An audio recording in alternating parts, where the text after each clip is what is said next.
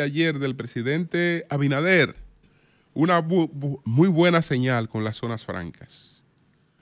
Aunque nadie se lo preguntó, el presidente Abinader ayer, con este reconocimiento al papel de las zonas francas, pues estaba adelantando que en la reforma fiscal no se tocarán las zonas francas, porque no puede hacerse un homenaje como ese que él le hizo ayer a las zonas francas y después entonces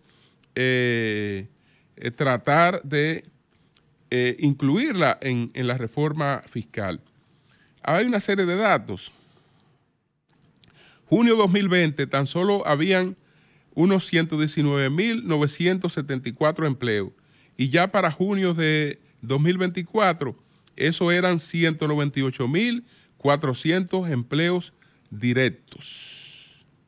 Naturalmente, tenemos que recordar siempre que ese 2020 es un año que no aplica para comparaciones, porque ese fue el año de la pandemia.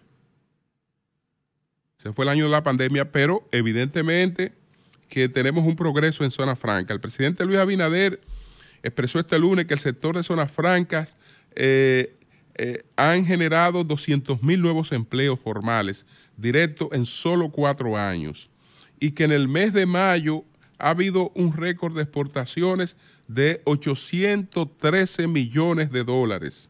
Del mismo modo, manifestó que hasta la fecha se han exportado 1.800 rubros a más de 143 países en todo el mundo. Respecto a los récords de inversión acumulada, hubo un crecimiento relativo, de acuerdo al jefe de Estado, de 44.5%, siendo en 2020 de 5.189 y ya para 2023 de 7.496. Lo único que el año de partida pudo haber sido otro. Pudo haber sido el 2019, que era un año de normalidad. El 20 siempre es un año de pandemia.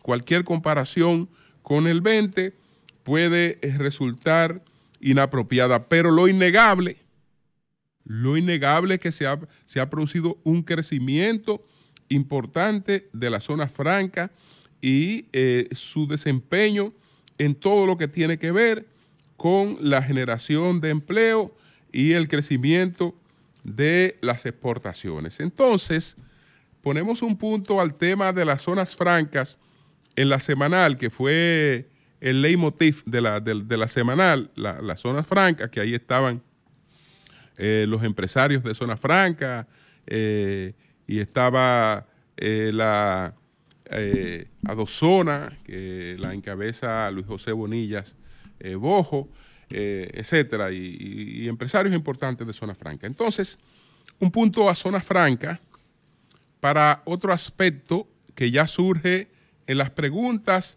de la semanal. ¿Qué fue la respuesta? El presidente se refirió 2 veces al tema de la reforma constitucional y el aspecto que tiene que ver con desconstitucionalizar la composición del Consejo Superior del Ministerio Público. La primera vez en la que hizo referencia fue desafortunada totalmente, porque el presidente, ante una pregunta que aparentemente no entendió bien, o la pregunta tampoco fue precisamente formulada, de Stephanie Hilario Soto, de Diario Libre, pues el presidente politizó la respuesta. Ella le preguntó sobre estos reclamos y protestas que estaban haciendo los fiscales de manera pacífica para expresar su oposición a la pretensión de excluir de la Constitución de la República la composición del Consejo Superior del Ministerio Público.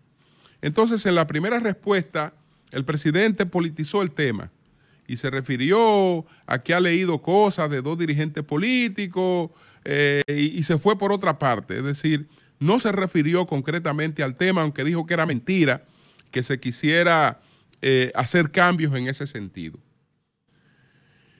Después Wilson Pérez le formuló la pregunta de nuevo y la respuesta fue un poco más precisa por parte del presidente. Pero fue más precisa, pero no fue completa. No fue completa, pero fue más precisa. Porque el presidente dijo que en ningún momento él va a propiciar la desaparición del Consejo Superior del Ministerio Público. Bueno, por lo menos nosotros aquí no hemos dicho que se busca desaparecer ni eliminar el Consejo Superior del Ministerio Público. Lo que hemos explicado con claridad es que se está expulsando de la Constitución de la República la composición del Consejo Superior, que está establecida en el artículo 174 de la Constitución.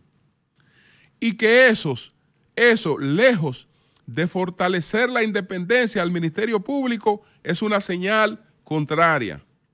La sugerencia para el presidente de la República, si tomamos en cuenta sus buenas intenciones, porque él dice que no quiere afectar al Ministerio Público.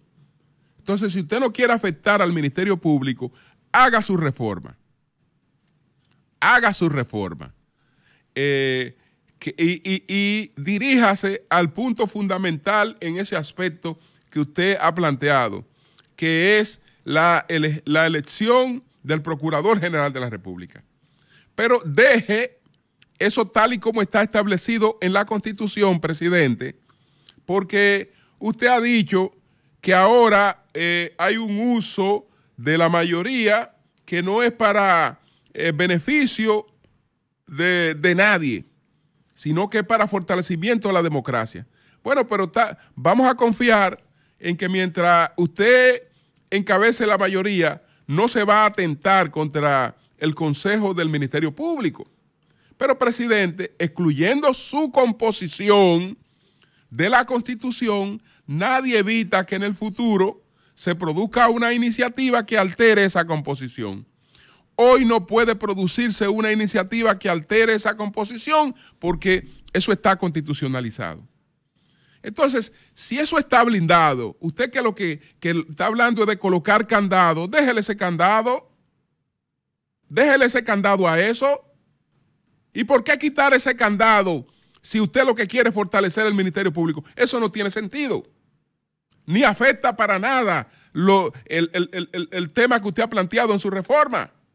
Entonces yo creo que el presidente debe sentarse a escuchar a los fiscales, porque evidentemente que él no está muy claro sobre el impacto que esto tendría. Él ha creído que no está haciendo ningún retroceso, porque él dice, bueno, pero que eso queda garantizado y va a quedar garantizado. Además, la mayoría nuestra no va a atentar contra eso. Ok, vamos a suponer que estamos ante la mayoría más buena del mundo. Esta mayoría política, que es muy buena, no va a atentar contra eso, pero dejemos alguna seguridad para que una mayoría política que no sea tan buena como esta en el futuro no pueda atentar contra eso. Y punto. Eso se resuelve así. Y eso no afecta a la reforma del presidente Abinader. Para nada. Solamente le introduce un ruido innecesario.